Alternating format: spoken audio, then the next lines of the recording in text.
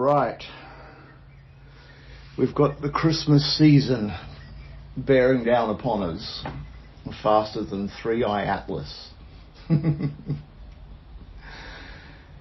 Yes, that time of year, isn't it, where we can get tested. If you are one of those people who can 100% enjoy Christmas without any family dramas, without being triggered or in any way feeling that you wonder what the birth of Christ has got to do with the Christmas season, then you can help me run this masterclass. Because for most of us, Christmas brings many, many triggers, many opportunities for growth, many opportunities to see our own shadow side, and the opportunities to release that, to be kind, to understand that family members who may seem abrasive to us might actually be our own point of view that is creating the tension. There are three phrases that are my favourites this year, and one is that anyone can be a Zen monk until they sit down to a family dinner. How true is this? Yeah, it's our families, those closest to us, quite often the ones that we've rubbed up against the most.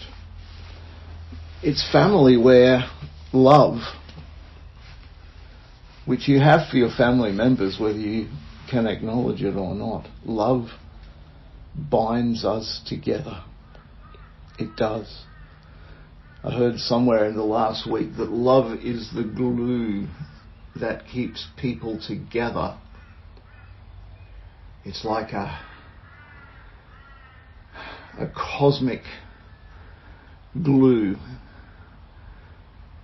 that attaches you to another person or persons, that no matter what trials and tribulations they might put you through, you still stick with them.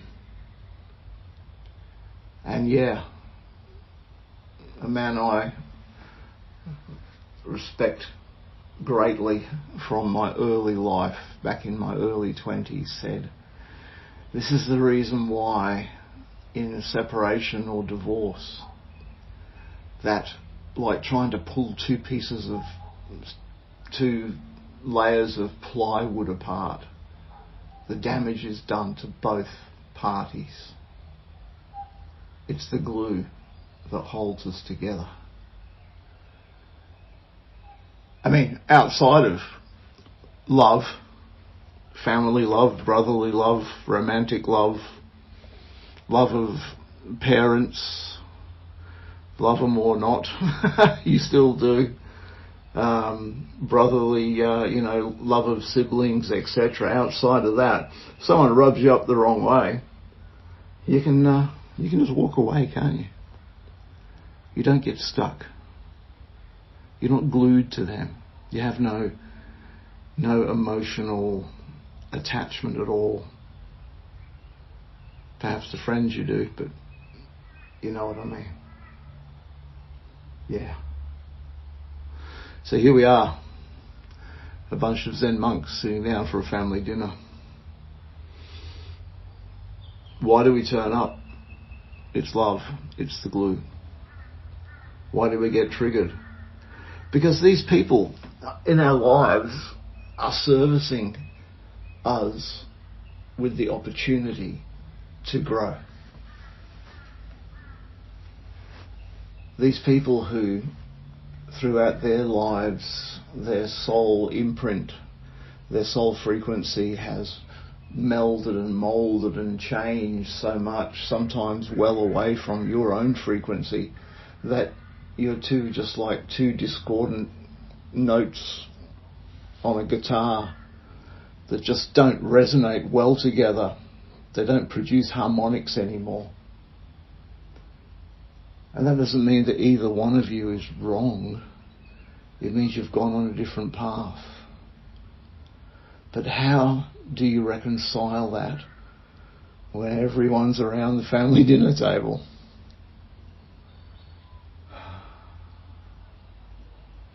It brings me to my second beloved phrase, and that is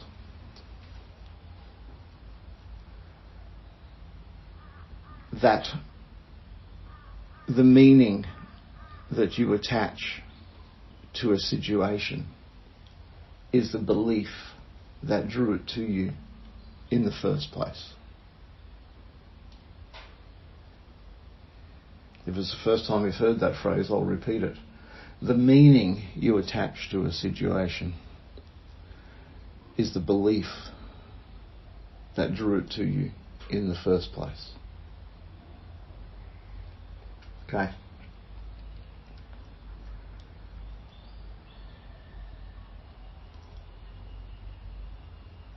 A good example is feeling betrayed by family members or, let down. Okay, you didn't get a present, a Christmas present from someone in the family cohort. How do you feel about that? Do you get triggered? Do you feel, they don't care about me? They don't like me? They did that on purpose? They just wanted to upset me?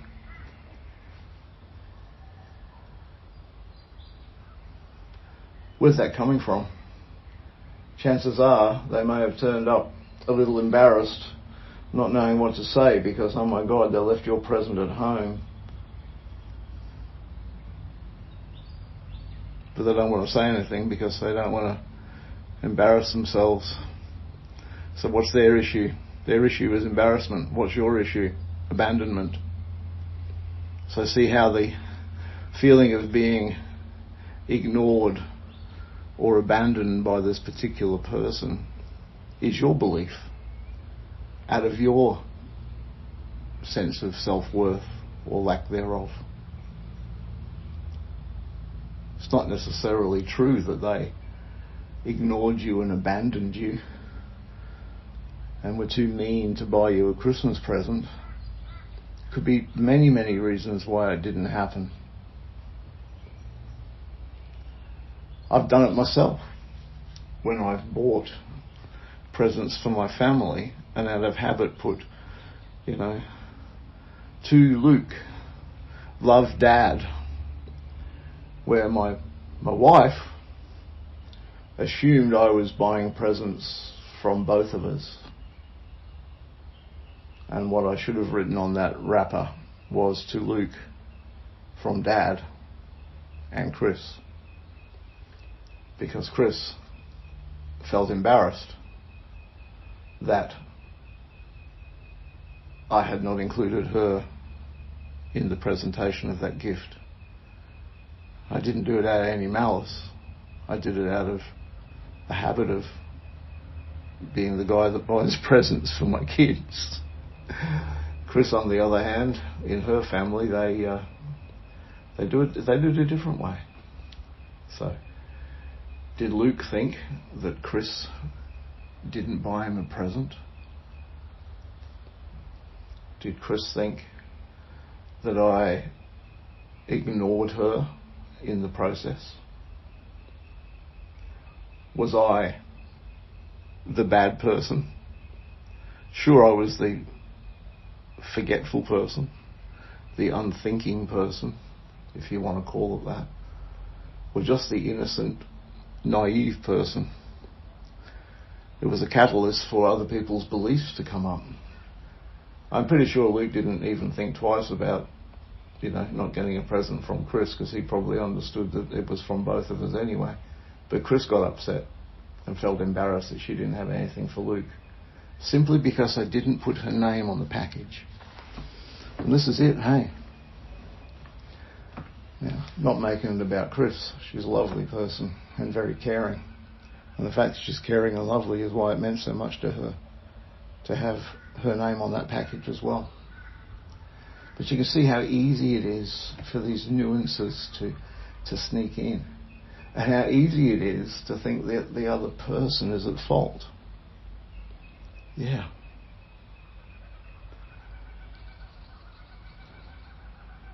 It's the meaning that you attach to an event. That is the belief that drew it to you in the first place. And by drew it to you, it means that, okay, you've got this belief that, you know, I'm, let's go with the, you know, this person's never liked me since I was a kid, and they always ignore me, and they abandoned me once at home and left me at home on my own, and whatever might have happened in the past is still resonating through your circuitry. In their mind, they simply made a mistake or simply forgot. So, the point is this. If you are ever triggered by what someone else does, then, and we're not talking about malicious, nasty things here, but even they might come into it. If you're ever triggered by what someone does, look at the trigger. What is the feeling behind it? What happened? What happened? How did you feel? What would you have preferred to have happened? What is the underlying belief that is sitting there that allowed you to become triggered? And there's a process that you can use to work through. Okay, if we get really triggered, which happens in family situations because these things do tend to get reinforced in cycles of Christmases or birthdays or whatever it might be.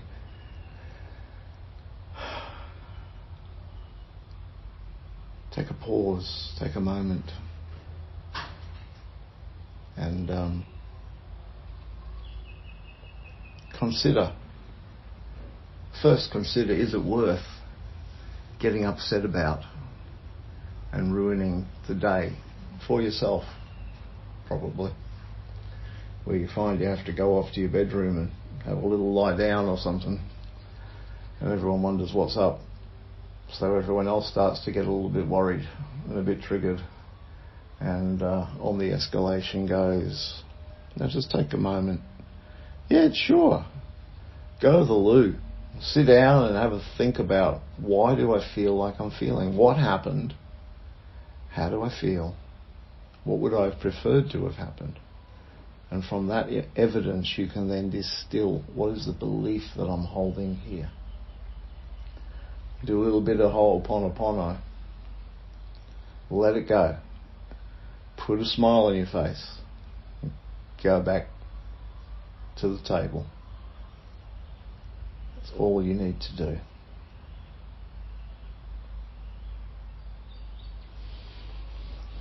The third saying that I really like from this year is that the mind can only receive or perceive information that is resonant with the emotional state of the receiver.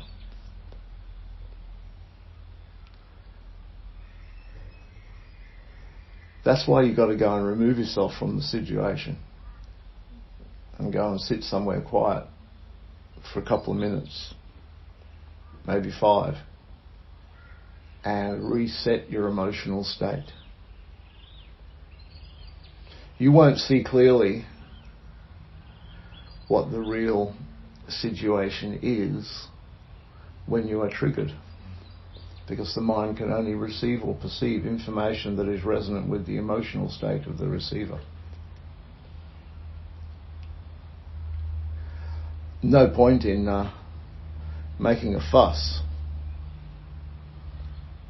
you're triggered, you make a fuss, they get triggered, then you're both unable to receive or believe information that's not resonant with the emotional state of the receiver.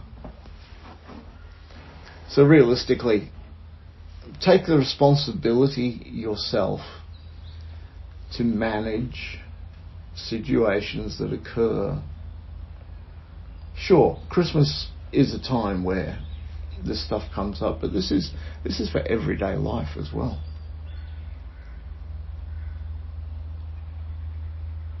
Take the time to take the opportunity to welcome the triggers. Not to see it as being a negative or a nasty thing. It may be negative, nasty or uncomfortable seemingly on the surface, but if you take the opportunity to work through what it is that you're really believing, you can then ask yourself these questions. Let's say the belief is that, I didn't get a Christmas present from so-and-so. They don't care about me. They never did care about me. They've always ignored me. I feel abandoned, etc. Once you realize that that is how you feel, you can ask yourself, do I really believe that? And you might say, yeah, I do. Why? Why do you believe that?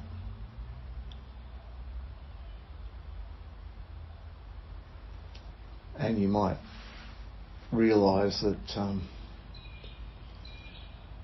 somewhere back in the past, as I said before, they may have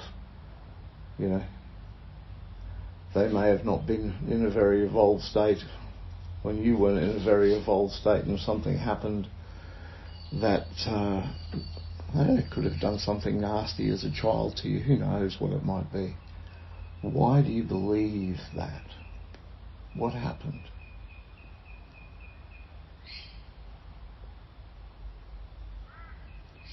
And once you drill down, it might be because they taunted me when I was a child, and made me feel little and worthless. Oh, do you believe that you're little and worthless? Well, not really. Okay. So why is it there? Because as a child, this is what happened to me. Okay. So do you want to hold on to that? No, I don't want to hold on to that. Okay. So take it. Understand that when you were 6 years old and your big sister was mean to you because she didn't want a little sister hanging around when she was trying to be with her friends, that it wasn't about you. It was about her need for connection, her need to validate herself outside of the family unit. You were collateral damage, sure. Was she being nasty? Would have felt like she was being nasty. Was she being nasty? No, she was just trying to sort her own stuff out. Hey, so you don't need that. Let's take a breath. Let it go. What happened 40 years ago is still affecting you today. Thank you, Spirit, for the opportunity to release that, and then to replace that memory with something different. Replace it with the fact that, sure, big sister didn't want to play with me that day, but Mum or Dad came out and took me to the swimming pool, and we had a great day together. It's okay. I don't need to rely on my big sister for my validation, because there are other people in my life that love me and wonderful things to do outside of that. Yeah. So when you sit down to the family dinner. Be the Zen monk. I would suggest that you spend a little bit of time before the visitors arrive in contemplation, in meditation. I would suggest that you don't worry too much about the state of the house. It'll be much worse when they leave. But if worrying about the state of the house is something that stops you from being able to find some quiet calm before the visitors arrive, what do you believe about you in that situation? That the house has to be just right. Because I tell you, hardly anyone will notice. And if people do notice and get their nose out of joint because the house isn't just right, and Auntie Mabel or someone gets a bit snooty about it, is that your problem? Or is that Auntie Mabel's problem? Auntie Mabel thinks, oh, they didn't respect me enough to present a tidy house. Or something like that. It's her problem. It's only your problem if you let it be your problem. Of course, your house is going to look lived in. It's going to look way more lived in when they leave. So, take the time. Go into your Zen. And when the family arrive, treat them as honoured guests.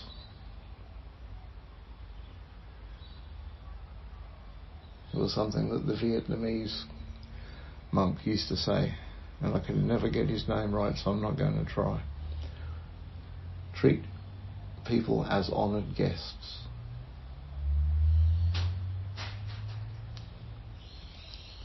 If and when the inevitable happens, take yourself aside. What happened? How do I feel? What would I prefer to happen? And what do I believe that has drawn these emotions to me? I can change that. Yeah.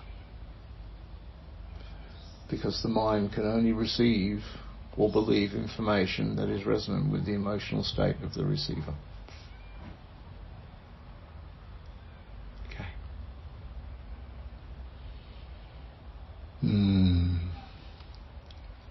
Let's just spend a little bit of time doing a bit of thoughtfulness.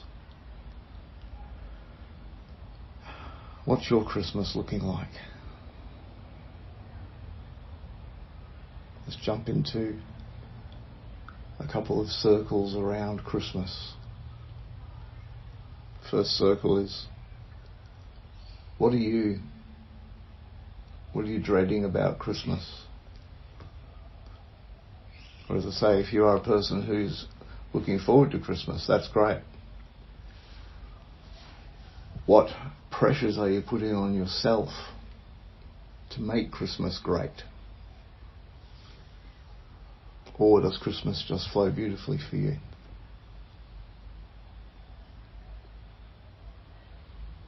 So let's jump into the circle of Christmas.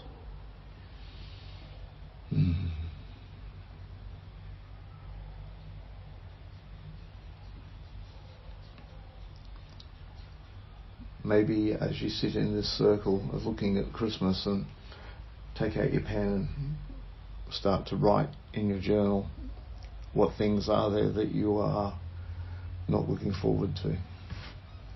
What pressures do you feel? What resistances do you feel? It's possible that you're one of the very few people who don't have a Christmas, and you may be lonely. You don't really have family close to you, and all your friends are off with their families. That could be an issue. Write it down. Look into the situation. Choose one of these things that you've written down and go deeper on that. How do I feel about this? What happened, or what am I expecting is going to happen? How do I feel about it? And how would I prefer to feel? What would I prefer to happen?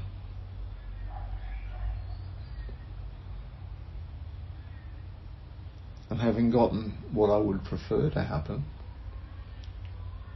then let's hold on to that as we come out and draw a second circle. A circle of the energy of the end result of what I would prefer to happen. Feel the difference in energy there as you bring yourself into a situation where what you prefer happens. The harmony, the laughter, the shared experience. And if you are a person who's alone on Christmas, why can't it be that you are spontaneously invited by one of your friends to come to their house for Christmas? Spend time with them. That could be good. How does that feel?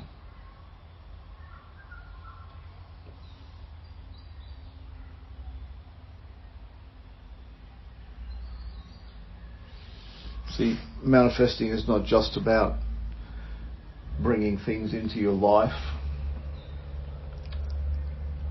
as we've discussed for most of the year. It's about having harmony, living the life you love,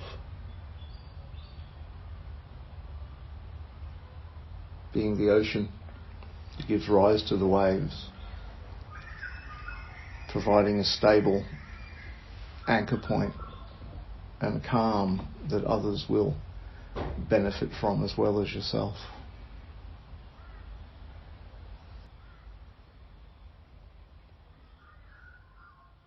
Thank you.